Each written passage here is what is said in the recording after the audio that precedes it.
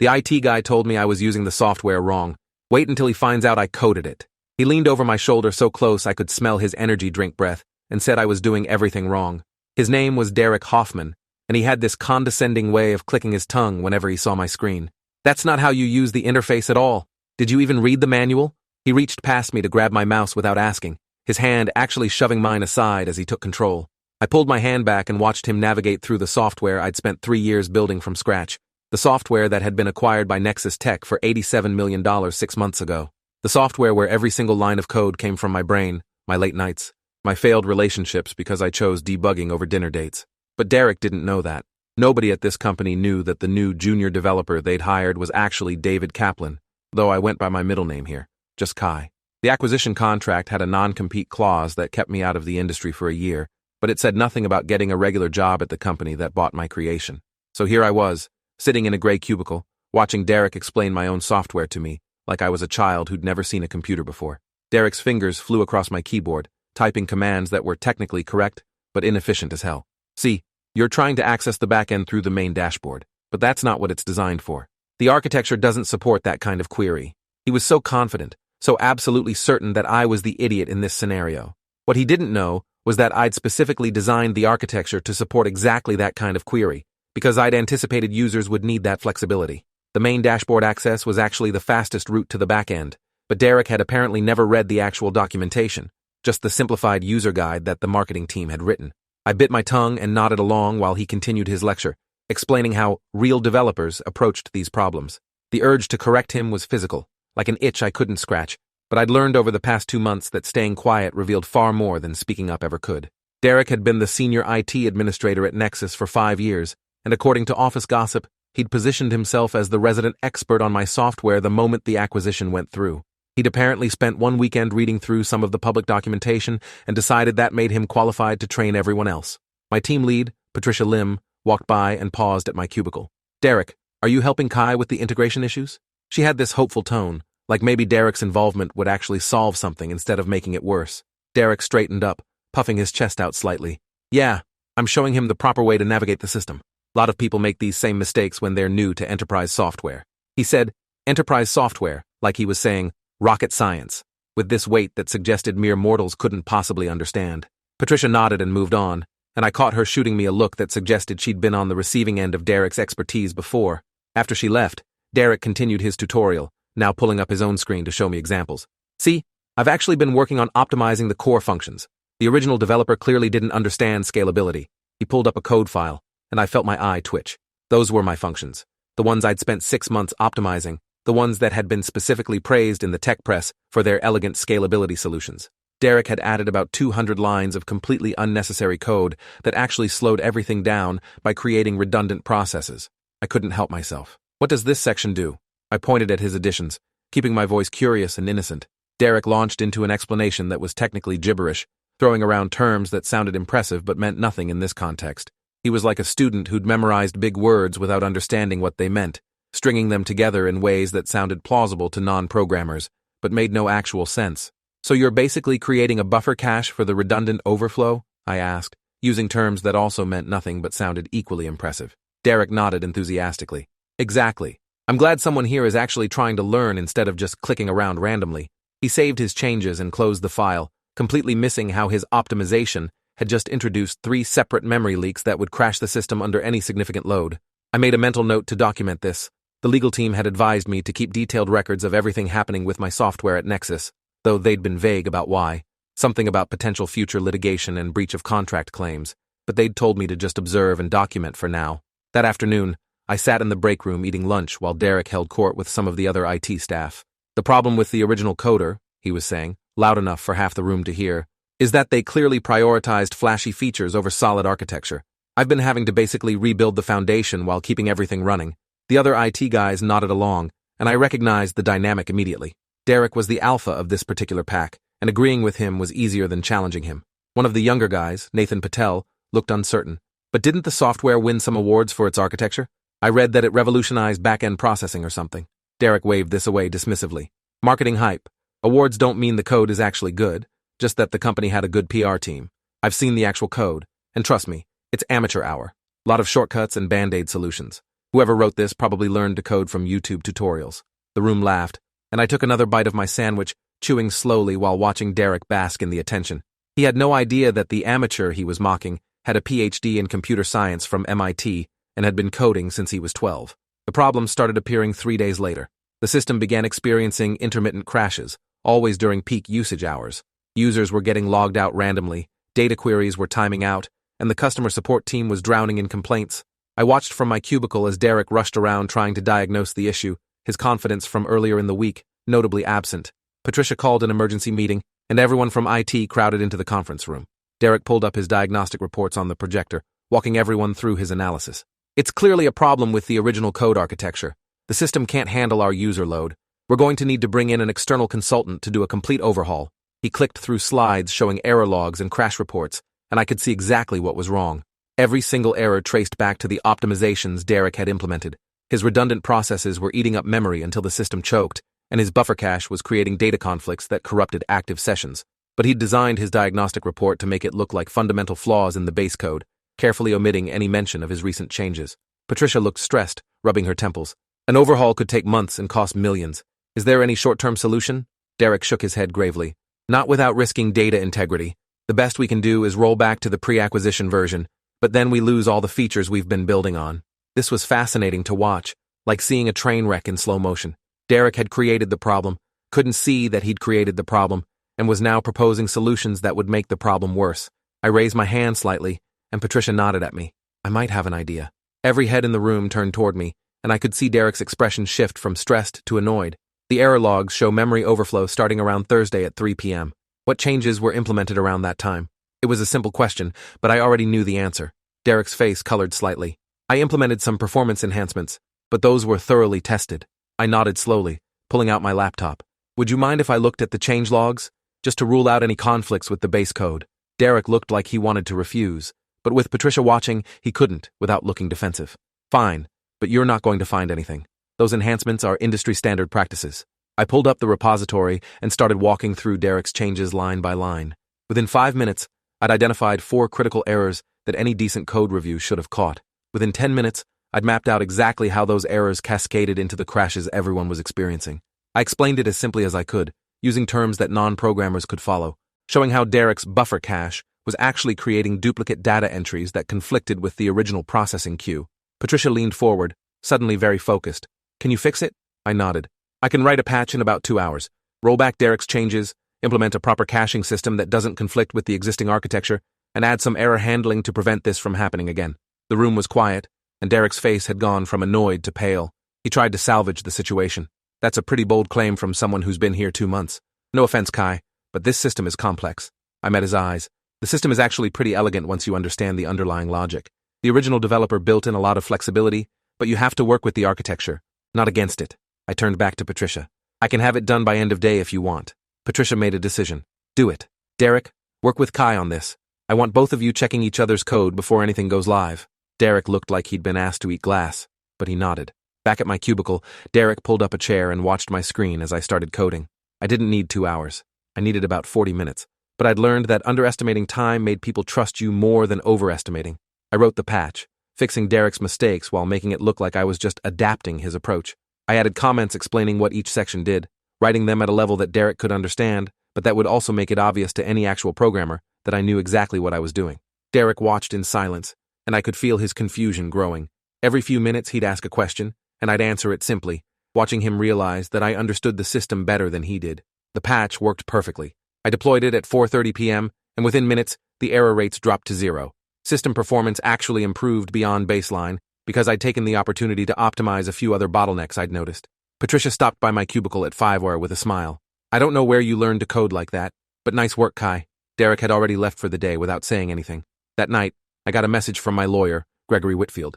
The subject line just said, "Interesting development," and the body contained a link to an internal Nexus memo. Apparently, Derek had been sending emails to upper management claiming credit for major improvements to his software, specifically mentioning features and optimizations that I had built into the original code years ago. The memo was Derek's pitch for a promotion to Chief Technology Officer, based entirely on his supposed expertise with the system. Gregory's message continued, "This could be useful for the secondary claim. He's essentially committing fraud by claiming credit for your work. Document everything." I sat back in my chair, looking at my apartment that was significantly smaller than the house I'd been able to afford before selling my company. The acquisition had made me wealthy on paper, but the non-compete clause meant I couldn't work on anything similar, couldn't start a new company, couldn't even consult in my own field. Taking this junior developer job had been partly about staying sane, having something to do with my days, but also about seeing what Nexus was actually doing with my creation. The next morning, I arrived to find Derek already at my cubicle, looking uncomfortable. "We need to talk about yesterday." He shifted his weight from foot to foot. "I think maybe we got off on the wrong foot. You clearly know your stuff." This was as close to an apology as Derek was capable of, and I could see the calculation behind it. He'd realized I was a threat to his self-proclaimed expertise. I nodded, keeping my expression neutral. "I'm just trying to help the team succeed." Derek relaxed slightly. "Right, exactly. So, I was thinking, maybe you could help me with some of the more technical documentation. You seem to have a good grasp of the underlying architecture." Translation: he wanted me to do his work for him while he continued to take credit. I agreed, because watching Derek operate was providing invaluable documentation for whatever legal strategy Gregory was building. Over the next 2 weeks, Derek sent me increasingly complex problems, things he should have been able to solve himself if he actually understood the system. I solved each one, always explaining my solutions in ways that made it clear I understood not just the fix, but the fundamental design philosophy behind the code. Other people started noticing. Nathan, the younger IT guy, started coming to me with questions instead of Derek. Patricia assigned me to more critical projects. The customer support team started specifically requesting my help when issues came up. Derek's response was to double down on his expertise claims. He started a blog about optimizing legacy code, writing posts that were thinly veiled criticisms of my original architecture. He spoke at a local tech meetup about rescuing failed software projects, using examples that were clearly based on his work with my system. Each blog post, each presentation, each claim was screenshot and documented. Gregory sent me a message. "He's building our case for us. Keep going." But the situation at work was getting tense. Derek had started making comments about my attitude problem and how I didn't respect the chain of command. He complained to Patricia that I was undermining his authority by going around him to solve problems. Patricia called me into her office on a Friday afternoon. She looked tired.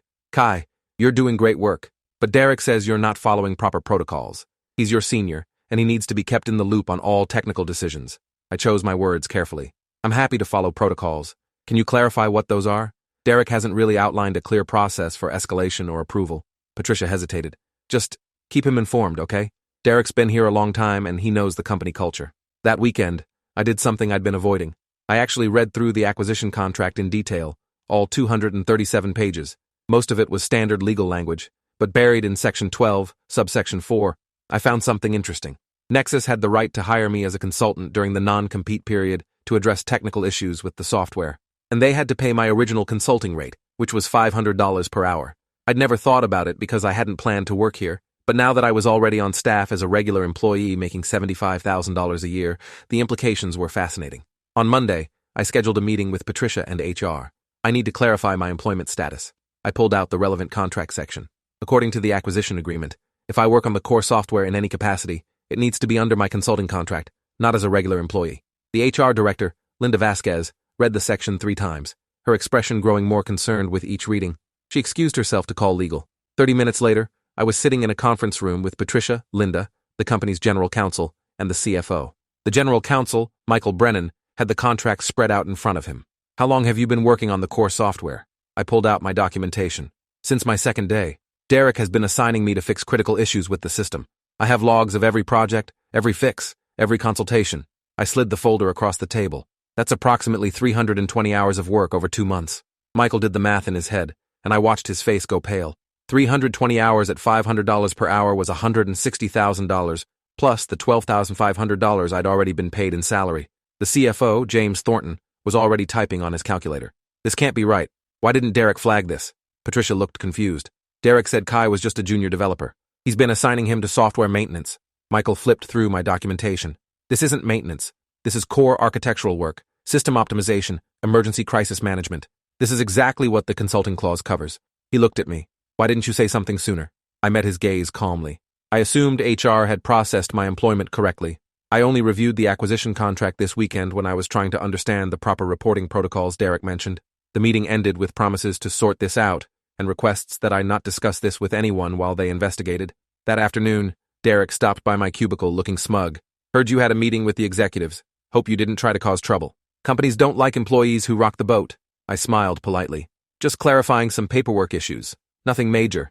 But it was major, and over the next week, I watched the fallout spread through the company like a virus. HR launched an audit of all the work I'd been doing. They discovered that Derek had been systematically assigning me to high-level projects while documenting them as routine junior developer tasks. Every fix I'd implemented, every system improvement, every crisis I'd resolved was work that should have been billed under my consulting contract. The financial implications were bad enough, but then they found Derek's blog and his speaking engagements. The legal team was very interested in his public claims of rescuing and rebuilding software that he neither created nor apparently understood. Michael called me back in on Thursday. We need to discuss a settlement. He looked like he hadn't slept well. Your consulting contract entitles you to payment for all substantive work on the core software. Our audit shows approximately 600 hours of qualifying work. 600 hours at $500 per hour was $300,000. James, the CFO, was in the meeting again, looking like he was in pain. We'd like to negotiate a flat fee rather than hourly billing, and we need to discuss your ongoing role at the company. I waited, letting them make the first offer. Michael continued. We'll pay you $250,000 for all work completed to date, plus retain you as a consultant going forward at your contract rate for any future core software work. You'd move out of Derek's department entirely and report directly to Patricia. It was a good offer, but I wasn't done. I want Derek removed from any supervisory role over the core software. His modifications have introduced critical vulnerabilities, and his lack of understanding poses a security risk. I pulled out another folder. These are the 6 instances where his changes directly caused system failures. These are the optimization claims he's made publicly that are factually incorrect. And these are the emails where he claimed credit for features that were built into the original architecture. Michael and James exchanged glances. Michael spoke carefully. What exactly are you proposing? I laid it out simply. Derek moves to a different department with no access to my software. I get full architectural authority as primary consultant. Any public communications about the software's development go through me for technical accuracy. The settlement was finalized 3 weeks later. I got my $250,000 in back pay, a consulting contract that kicked in whenever I touched the core software, and a clause that gave me veto power over any public statements about the technical aspects of the system. Derek was reassigned to managing the company's internal IT infrastructure, away from anything touching my code. He cleaned out his desk on a Friday afternoon while I was in a meeting, leaving without saying goodbye to anyone. Patricia told me later that he'd been furious, claiming I'd sabotaged him, but the documentation of his errors and false claims made any formal complaint impossible. The blog came down within days, and his speaking engagement at the upcoming tech conference was quietly canceled. Nathan took over as the primary IT liaison for my software, and the difference was immediate. He actually read documentation, asked intelligent questions, and didn't try to fix things that weren't broken. But the real satisfaction came 3 months later when I got a call from Derek's new employer, a startup called Vector Sync, that wanted to license some technology. They'd called me because my name was on the patents. We hired Derek Hoffman as our CTO based on his expertise with your software, the startup's CEO, Amanda Foster, said. He's been advising us on building a competing system, and we wanted to make sure we weren't infringing on any of your IP. I asked a few careful questions and learned that Derek had grossly misrepresented his role in my software's development, claiming he'd been the lead architect who'd saved the project. The startup had offered him a significant equity stake based on these claims. I sent Amanda a detailed timeline of Derek's actual role, along with documentation of his technical errors and the settlement agreement that specifically outlined what work he'd actually done versus what he'd claimed credit for. Amanda called back 2 days later. We're terminating Derek's employment. Thank you for being honest with us. I never found out exactly what happened after that, but Derek's LinkedIn profile went quiet, and the few mutual connections we had mentioned, he'd left the tech industry entirely. Maybe he found somewhere else to be a big fish in a small pond, somewhere his technical limitations wouldn't be exposed so dramatically. Or maybe he finally learned that claiming expertise you don't have only works until you meet someone who actually knows what they're talking about. The experience changed how I thought about my work and my role in the tech industry. I started consulting for other companies who'd acquired software from small developers, helping them understand what they'd actually bought and how to work with it properly. I wrote articles about the importance of understanding your own systems rather than relying on self-proclaimed experts. I spoke at conferences about the gap between real technical knowledge and performance of technical knowledge, and how companies could protect themselves from the Dereks of the world. Patricia eventually offered me a permanent position as chief technology architect, but I declined. The consulting arrangement gave me freedom and flexibility that a staff role never could. Plus, the non-compete clause had expired, and I was starting to think about my next project. But I kept the Nexus contract, coming in a few days a month to maintain the software and train new developers. On one of those days, I was working in my old cubicle when a new junior developer stopped by. "Excuse me, I'm having trouble with the back-end interface. The IT team said I should ask you." I looked at her screen and smiled. "What specific issue are you having?" She pointed at her code. "I'm trying to access the database directly, but the documentation says I should go through the main dashboard. That seems inefficient." I pulled up a chair. Actually, the main dashboard route is faster. Let me show you why the architecture was designed that way. As I walked her through the logic, explaining the reasoning behind design decisions that most people took for granted, I realized this was exactly why I'd taken that junior developer job in the first place. Not for the money or the satisfaction of proving Derek wrong, though both were nice, but because I needed to understand how people actually used my creation, how they thought about it, where they struggled, where the documentation failed them. Derek had been so focused on being the expert that he'd never actually learned to use the tools at his disposal. He'd built his entire persona around knowing more than everyone else, and when confronted with actual expertise, he'd had nothing to fall back on. I spent an hour with the new developer, answering questions and explaining concepts, and she left with a genuine understanding of the system rather than just a rote solution to her immediate problem. That, more than anything else, felt like winning. Not the settlement money, not Derek's humiliation, but the ability to help someone learn something real. Later that evening, I got an email from Gregory with a subject line that just said, FYI.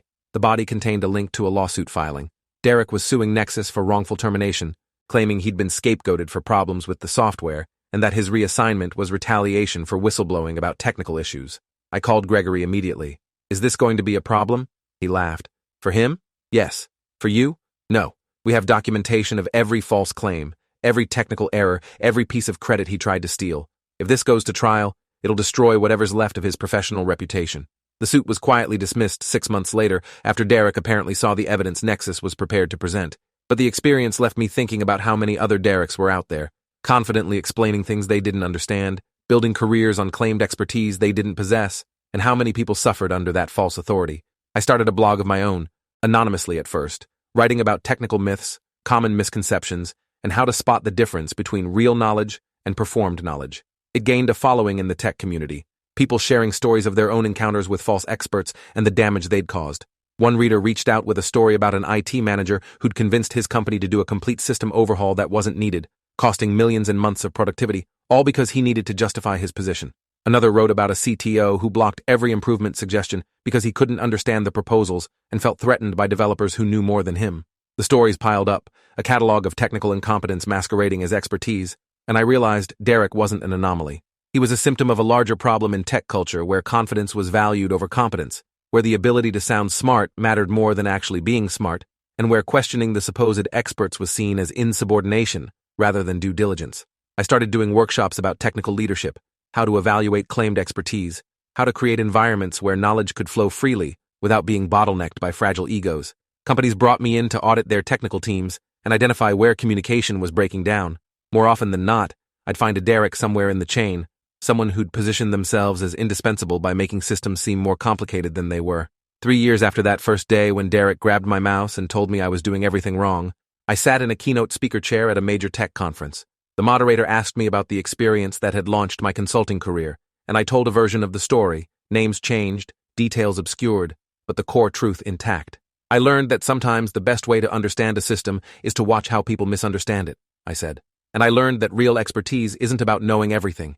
It's about knowing what you don't know and being willing to learn from anyone, regardless of their job title or time at the company. The audience laughed when I described Derek's face, realizing I'd fixed in 2 hours what he'd claimed would take months. They nodded knowingly when I talked about the patterns of false expertise I'd identified, and afterward, dozens of people came up to share their own Derek stories, their own experiences of being underestimated, of watching incompetent people fail upward while actual experts were ignored.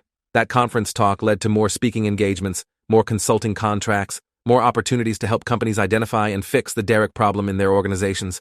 But the most satisfying moment came 4 years after the settlement, when I got an email from Nathan, the young IT guy who'd taken over when Derek left. Hey Kai, wanted to let you know I just got promoted to senior developer. I've been using the principles you taught me about really understanding systems before trying to modify them, and it's completely changed how I approach problems. Thank you for taking the time to actually teach instead of just showing off. You saved my career before I even realized it needed saving. That message meant more than any settlement check or successful lawsuit. Derek had treated people's ignorance as a resource to exploit for his own advancement. I'd tried to treat it as a gap to fill, a chance to help someone understand something real, and in the end, that difference in approach made all the difference. Derek was somewhere out of tech, his reputation destroyed by his own false claims. I was building a career helping companies avoid hiring their own Dereks, teaching real experts how to share knowledge effectively, and creating systems where competence mattered more than confidence. The software I'd built was still running, better than ever, maintained by people who actually understood it, rather than people who just claimed to. Sometimes I still think about that first day, Derek's hand grabbing my mouse, his absolute certainty that he knew better. I think about how close I came to just correcting him immediately, pulling rank, announcing who I really was, but staying quiet, watching, learning, documenting, that had taught me things that immediate confrontation never could have. I learned how people like Derek operated, the specific techniques they used to maintain false expertise, the warning signs that someone's confidence exceeded their competence. And I learned that sometimes the best revenge isn't dramatic confrontation or public humiliation. Sometimes it's just quietly being excellent at what you do until the truth becomes impossible to ignore, until the false expert's house of cards collapses under the weight of their own claims. Derek had told me I was using the software wrong. He'd been so sure, so confident, so completely wrong. And in his wrongness, in his arrogant insistence that he knew better, he'd given me everything I needed to not just prove him wrong but to build something better from the wreckage of his ego.